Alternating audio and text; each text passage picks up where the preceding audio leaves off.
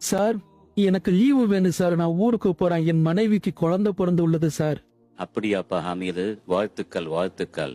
இந்த வருஷம் நம்ம கம்பெனிக்கு நிறைய ப்ராஜெக்ட் கிடைச்சிருக்கு. நிறைய பில்டிங் கட்டி முடிக்க வேண்டியது பாக்கி இருக்கு. அதனால இந்த வருஷம் யாருக்கும் நம்ம லீவ் கொடுக்க முடியாது. நீ பிறகு உன் மனைவியும் குழந்தையும் பார்த்து கொள்ளலாம். இப்போது போய் வேலையை பார் ஹமீது. சார், எனக்கு அதிக லீவுலாம் வேணாம் சார். ஒரு வாரம் லீவ் கொடுங்க சார். நான் ஊர்ல போய் என் குழந்தைய பார்த்து விட்டு இன்ஷால்லா வந்து விடுவேன் சார். Please sir. ஸ்டூபிட் தனமா பேசாத ஹமீது. ஏற்கனவே நம்ம கம்பெனி ரொம்ப லாஸ்ல போய்கிட்டு இருக்கு. இந்த நேரத்துல நான் யாருக்கு லீவ் கொடுக்க முடியாது. உனக்கு உன் குழந்தை மனைவிதான் முக்கியம் என்றால் வேலையை ரிசைன் பண்ணிட்டு ஊருக்கு போ. இப்ப நீ போகலாம். இப்ப என்ன பண்ணுவது? இப்ப நான் என் குழந்தைய பார்க்க முடியாது போல இருக்கு. பாஸ் வர லீவ் இல்லன்ட்டாரு. ஊரை சுத்தி வர நம்ம கடன் இருக்கு. இப்ப நம்ம கம்பெனில பிரச்சனை பண்ணிட்டு போக கூடாது. இன்ஷால்லா நம் குழந்தைய பிறகு பார்த்துக் கொள்வோம். இந்த நல்ல செய்தியே நம்ம மாமா குடும்பத்துல போய் சொல்லிட்டு வருவோம். மனசு கொஞ்சம் ஆறுதலா இருக்கும். அஸ்ஸலாமு அலைக்கும் மாமா. மாமா நல்லா இருக்கீங்களா? குட்டி பையா அப்துல்லா நல்லா இருக்கியா? அலைக்கும் சலாம். ஹமீது வாப்பா, எப்படி இருக்க? நல்லா இருக்கியா? மாமா, இந்த ஸ்வீட் எடுத்துங்க. என் மனைவிக்கு பெண் குழந்தை பிறந்துள்ளது. அப்படியாப்பா, பாரக்கல்லா, அல்லாஹ் அக்பர். ரொம்ப சந்தோஷம் ஹமீது. உனக்கு குழந்தண்டா ரொம்ப புரியும். எனக்கு அது நல்லா தெரியும்.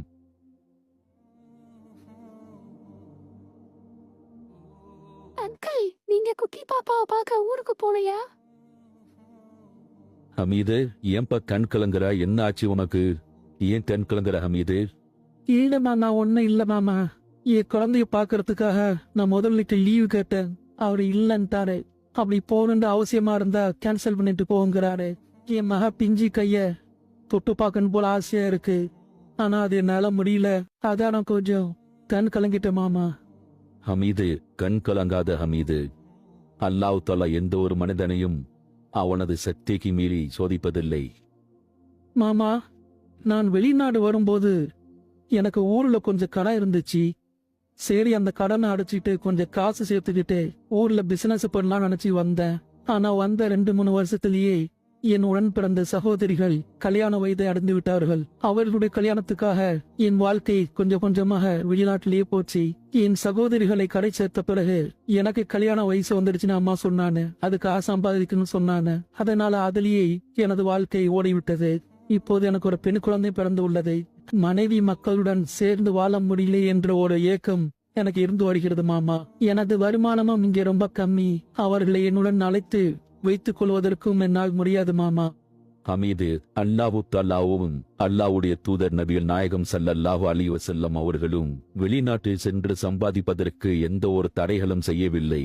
ஹமீது 20 வயதில் வெளிநாட்டிற்கு வேலைக்கு சென்று 60 வயது ஆகியும் இன்னும் பலர் தன் பெற்றோர்களையும் மனைவி பிள்ளையும் பிரிந்து தனிமையில் வாழ்ந்து வருகின்றனர். இதுவல்ல வாழ்க்கை. இஸ்லாம் நமக்கு இப்படி வாழ சொல்லி தரவில்லை. குடும்பத்தில் எந்த ஒரு நல்லது கெட்டதிலும் கலந்து கொள்ள முடியாமல் தாம் பெற்றோரின் இறப்பில் கூட பங்கு கொள்ள முடியாத பல இளைஞர்கள் வெளிநாட்டில் கஷ்டப்பட்டுத்தான் வருகிறார்கள். ஒரு மனிதனுக்கு பணம் சம்பாதித்து கொடுப்பது மட்டும் கடமையல்ல, பெற்றோர்களை கவனிப்பதிலும் அவர்களுக்கு நோய்வாய்ப்பட்டால் கூடவே இருந்து நல்ல பணி செய்வதிலும், அதேபோல் தன் மனைவி பிள்ளைகளுக்கு அருகில் இருந்து அவர்களுடைய தேவையை பூர்த்தி செய்வதிலும் நமக்கு அதிக நன்மையும் பரக்கத்தும் உள்ளது. ஹமீது, நீ உன்னுடைய வாழ்க்கையை தியாகம் செய்துதான் உனது குடும்பத்தாரை சந்தோஷப்படுத்த வேண்டும் என்பது இஸ்லாத்தில் கூறவில்லை. ஹமீது, ஒரு மனிதர் நபி ஸல்லல்லாஹு அலைஹி வஸல்லம் அவர்களிடம் மனைவிக்கு கணவன் செய்ய வேண்டிய கடமைகள் என்ன என்று கேட்டார். அதற்கு நபிகள் நாயகம் ஸல்லல்லாஹு அலைஹி வஸல்லம் அவர்கள்,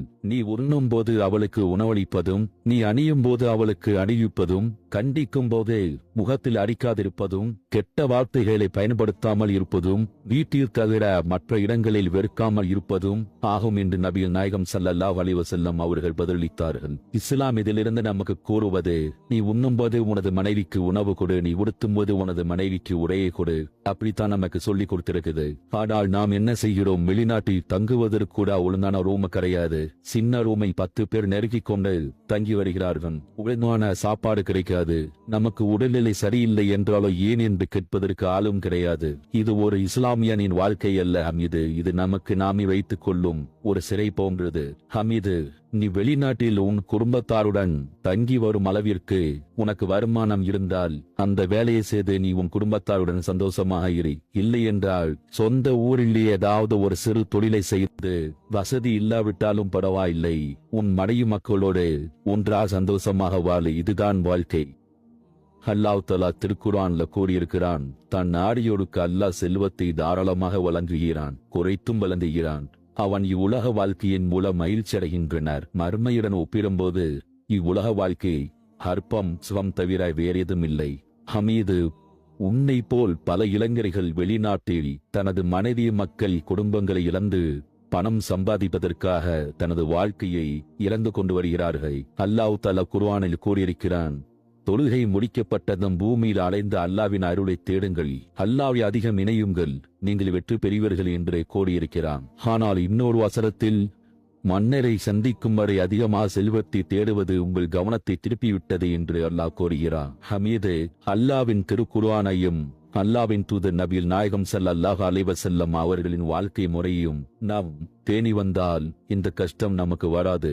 மனிதன் தானாகவே இஸ்லாத்தில் இல்லாத பல இஸ்லாத்துக்கு புறம்பான காரியங்களை கொண்டு வந்ததினால் இப்போது இந்த கஷ்டம் வந்துள்ளது. அண்ணன் தன் சகோதரியின் கல்யாணத்திற்காக வெளிநாட்டில் வாழ்க்கையை தொலைத்து விடுகிறார்கள். தாப்பன் தன் மகள் கல்யாணத்திற்காக வெளிநாட்டில் தனது வாழ்க்கையை தொலைத்து விடுகிறார்கள். சிலர் ஆடம்பர வாழ்க்கைக்காக தனது வாழ்க்கையை வெளிநாட்டில் தொலைத்து விடுகிறார்கள். ஒரு மனிதன் திருமணமாகி ஒரு மாதத்திலேயே தன் மனைவியை பிரிந்து வெளிநாட்டில் சம்பாதிக்க வந்து விடுகிறான்.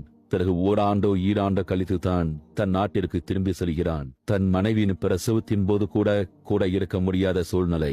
இதுவல்ல வாழ்க்கை. நபிகள் நாயகம் ஸல்லல்லாஹு அலைஹி வஸல்லம் கூறுகிறார்கள், உன் மனைவியின் வாயில் ஊட்டக்கூடிய ஒரு களவு உணவு உட்பட அல்லாவின் திருப்தியின் நாரியே செலவழிப்பதற்கு கூலி வழங்கப்படாமல் இருக்காது என்று நபிகள் நாயகம் ஸல்லல்லாஹு அலைஹி வஸல்லம் கூறுகிறார்கள். தன் மனைவிக்கு ஊட்டிவிடுவது கூட ஓர் நன்மை இருக்கிறது என்று கூறியிருக்கிறார்கள். இளைஞர்கள் அதிக காலம் வெளிநாட்டில் தனது வாழ்க்கையை செலவழிப்பது பெண்களின் திருமணத்திற்காகத்தான். அல்லாஹ் தஆலா திருக்குர்ஆனில் பெண்கள் அவர்களுக்கு கேட்கும் மகரை கொடுத்து திருமணம் செய்து கொள்ளுங்கள் என்று கூறுகிறான். ஆனால் நாம் இஸ்லாத்துக்கு மாறாக பெண்களிடம் சீதனம் எனும் பெயரை நகை, பணம், காசு, பண்டங்கள் என்று அனைத்தையும் வாங்கி வருகிறோம். இது பெரும் குற்றமாகும். நாம் பெண்களுக்கு மகரை பணமாகவும் கொடுக்கலாம், பொருளாகவும் கொடுக்கலாம், இல்லை இடமாகவும் கொடுக்கலாம். சில நபி தோழர்கள் தோட்டத்தையும் தங்கத்தையும் கொடுத்து திருமணம் முடித்துள்ளார்கள். அரபு நாடுகளில் இஸ்லாம் கூறும் திருமணத்தை தான் இன்று வரை செய்து வருகிறார்கள். அவர்கள் பெண்களுக்கு மகர் கொடுத்து திருமணம் செய்து வருகிறார்கள்.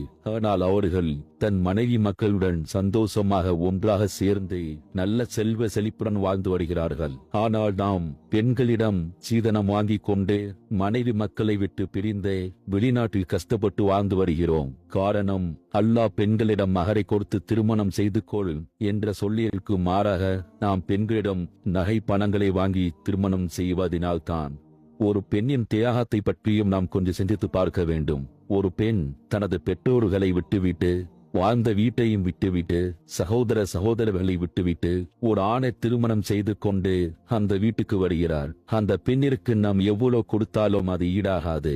அப்படி இருக்கையில் அந்த பெண்ணிடமும் வாங்கி கொண்டு திருமணம் செய்து கொள்வது எந்த வகையில் நியாயமாகும்? எந்த ஒரு ஆடறிவுள்ள ஜீவனும் சிந்தித்து பார்த்தால் இது பெரும் தவறு என்று தான் கூறுவான். அடுத்தது இது ஆடம்பர வாழ்க்கை.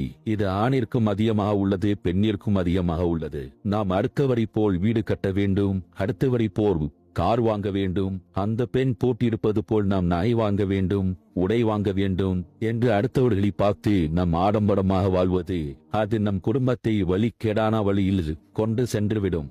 அல்லாஹ் தஆலா குர்ஆனில் கூறியிருக்கிறான், நம்பிக்கை கொண்டவரே, உங்கள் பொருட்செல்வமும் பக்கட் செல்வமும் அல்லாஹ்வின் நினைவை விட்டு உங்களை திசை திருப்பி விட வேண்டாம். இதை செய்வோரோ நஷ்டமடைந்தவர்கள் என்று அல்லாஹ் கூறுகிறான். அல்லாஹ் தஆலா திருக்குர்ஆனில் கூறுகிறான், மனிதனை அவனது இறைவன் மரியாதையுடன் வாழச் செய்து இன்பத்தை வழங்கி சோதிக்கும் போது என் இறைவன் என்னை கண்ணியமா நடத்தினான் என்று கூறுகிறான். அவரது செல்வத்தை அளவுடன் வழங்கி சோதிக்கும் போது என் இறைவன் என்னை அவமானப்படுத்தி விட்டான் என்று கூறுகிறான். ஒருவருக்கு இறைவன் பொருள் வசதியை கொடுத்தால் அவரை அதன் மூலம் சோதித்து பார்க்கிறான். அதேபோல் ஒருவருக்கு வறுமையை அல்லாஹ் வழங்கினால் அதன் மூலம் அல்லாஹ் அவரை சோதித்து பார்க்கிறாய் என்று இஸ்லாத்தில் நாம் நம்பிக்கை கொள்ள வேண்டும். நபிகள் நாயகம் ஸல்லல்லாஹு அலைஹி வஸல்லம் எப்படி வாழ்ந்து வந்தார்கள் என்று நாம் கொஞ்சம் சிந்தித்து பார்க்க வேண்டும். ஆயிஷா ரலியல்லாஹு அவர்கள் கூறுகிறார்கள், முகமது ஸல்லல்லாஹு அலைஹி வஸல்லம் அவர்கள் மதீனாவுக்கு வந்ததிலிருந்து இறக்கும் வரை அவர்களின் குடும்பத்தார் கோதுமை உணவை தொடர்ந்து 3 நாட்களுக்கு மேல் வயிறு நிரம்ப உண்டதில்லை. அதேபோல் ஆயிஷா ரலியல்லாஹு கூறுகிறார்கள், நபிகள் நாயகம் ஸல்லல்லாஹு அலைஹி வஸல்லம் அவர்கள் ஒரு நாள் இடம் வந்து, உன்னிடம் உண்பதற்கு ஏதேனும் இருக்கிறதா என்று கேட்டார்கள். நாங்கள் இல்லை என்றோம். அப்படி என்றால் நான் இன்று நோன்பாளியாய் இருந்து கொள்கிறேன் என்று கூறினார்கள். நபிகள் நாயகம் ஸல்லல்லாஹு அலைஹி வஸல்லம் ஒரு பகல் அல்லது ஒரு இரவு தமது இல்லத்தில் இருந்தே வெளியே புறப்பட்டு வந்தார்கள். அப்போது அபூபக்கர் ரலியல்லாஹு அன்ஹு அவர்களும் உமர் ரலியல்லாஹு அவர்களும் வெளியே இருந்தனர். நபிகள் நாயகம் ஸல்லல்லாஹு அலைஹி வஸல்லம் அவர்கள், இந்த நேரத்தில் நீங்கள் இருவரும் உங்கள் வீட்டில் இருந்தே புறப்பட்டு வர காரணம் என்ன என்று கேட்டார்கள். அதற்கு அவர்கள், அல்லாஹ்வின் தூதரே, அதற்கு பசிதான் காரணம் அல்லாஹ்வின் தூதரே என்று அவ்விருவரும் பதிலளித்தனர். அப்போது நபிகள் நாயகம் ஸல்லல்லாஹு அலைஹி வஸல்லம் அவர்கள், என் உயிர் எவன் கையில் உள்ளதோ அவன் மீது சத்தியமாக நானும் புறப்பட்டு வந்தது அதனால்தான் உங்கள் இருவரையும் எதை வெளியே வர செய்ததோ அதுதான் என்னையும் வெளியே வர செய்தது என்று கூறினார்கள். கொஞ்சம் சிந்தித்து பார் ஹமீது, நமது வாழ்க்கை அப்படியே உள்ளது. நம் நாட்டில் நம் தொழில் செய்வதற்கு எவ்வளோ வசதி உள்ளது. அந்த தொழிலை நாம் செய்து நம் மனைவி மக்களுடன் சந்தோஷமாக வாழ்ந்து வரலாம். இந்த தனிமையான வாழ்க்கை நமக்கு தேவையில்லை. உன் மனைவி மக்களுடன் சந்தோஷமாக வாழு. அல்லாவின் திருக்குர்ஆனையும் அல்லாவின் தூதர் நபிகள் நாயகம் ஸல்லல்லாஹு அலைஹி வஸல்லம் அவர்களின் வாழ்க்கை முறையையும் நாம் பேணி வாழ்ந்து வந்தால் நமக்கு எந்த ஒரு தனிமை எந்த ஒரு கஷ்டமும் இருக்காது.